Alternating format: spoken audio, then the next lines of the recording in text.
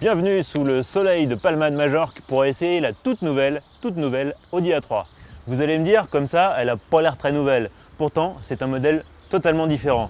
Les stylistes, c'est vrai, ont joué la continuité, mais il n'y a pas deux panneaux de carrosserie identiques à la précédente génération.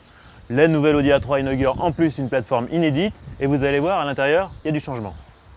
Dans l'habitacle, on retrouve une nouvelle planche de bord horizontale, profilée comme une aile d'avion. D'ailleurs, on a des aérateurs qui s'inspirent de réacteurs d'avion. Surtout, ce qui frappe, c'est la qualité de fabrication. Les matériaux sont superbes, les assemblages sont à l'abri de tout soupçon. C'est simple, l'Audi A3, c'est la nouvelle référence de la catégorie en la matière.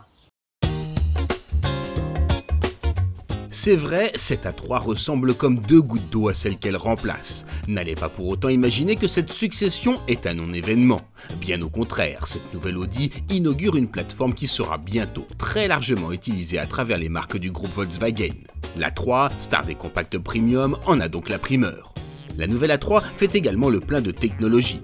On notera par exemple l'apparition d'un GPS doté d'un énorme écran de 7 pouces et d'une saisie tactile des adresses. Un bel équipement, hélas hors de prix, 2 930 € sur cette finition S-Line.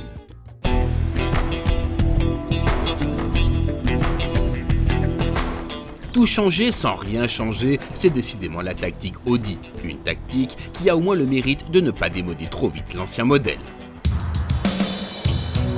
Pour cet essai, nous avons opté pour la version la plus puissante de la gamme, dotée d'un 1,8 litre TFSI de 180 chevaux.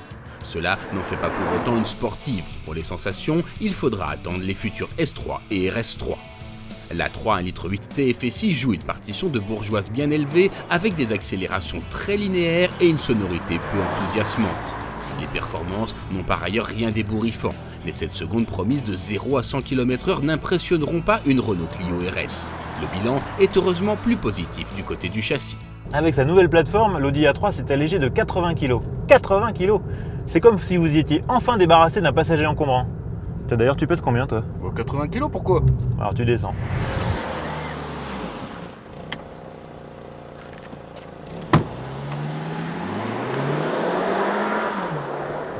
Ah, ça va mieux comme ça. Mais en fait, en s'allégeant, l'Audi A3 a bien sûr gagné en agilité, mais elle affiche aussi des consommations plus basses, ce qui était quand même le but principal recherché par Audi à l'origine. Mais la vraie évolution, la plus frappante, c'est celle sur le plan du confort. Cette voiture qui jusqu'à présent était suspendue très fermement, ici elle est remarquablement confortable, mène dans cette version S-Line avec châssis sport et grosses jantes. Incroyable. En évoluant dans la continuité, la nouvelle A3 ne dépaysera pas les fans d'Audi.